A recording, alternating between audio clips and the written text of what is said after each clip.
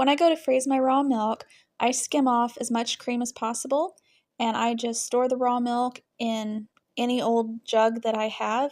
And you always want to leave a few inches of headspace for it to expand as it freezes.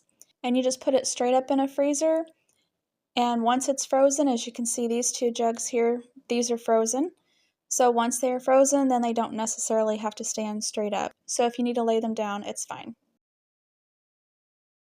So here I got a jug of frozen raw milk out of the freezer. You can see it's very much frozen. All I do is I get it out the night before I need it, let it sit on the counter in a little dish, because as it thaws, condensation will happen, and so I just put it in a dish to protect the countertop. So I get it out the night before, I leave it sit on the counter all night and all day. So I shake it at random just to help to break up the frozen ice and stuff. And it really depends on the temperature of your home as to how fast it will thaw. Right now we've been keeping the house pretty cool, about 68, 69 degrees, and it is winter time, so it took about 2 days. Sitting out on the counter for it to thaw completely, and it was still very much cold and had just a few little ice crystals left. If your house is a little warmer, you can go ahead and just let it thaw in the fridge, but it may take 4 days or more for it to thaw out.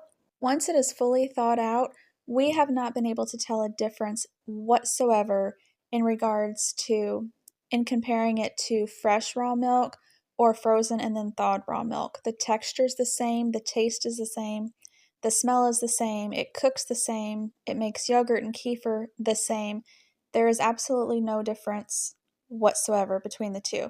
Now, I believe that the reason there is most often, but not always, a difference with store-bought pasteurized homogenized milk, this is totally just off my head, I have no idea if this is how it is or not, this is just my thought, is I wonder if the texture is different when you freeze and thaw that milk because the milk has been homogenized, which means the fat is incorporated into the milk. So I wonder if freezing it and then thawing it does something to that new little molecule. I just wonder. That's just my little theory. Thanks for watching.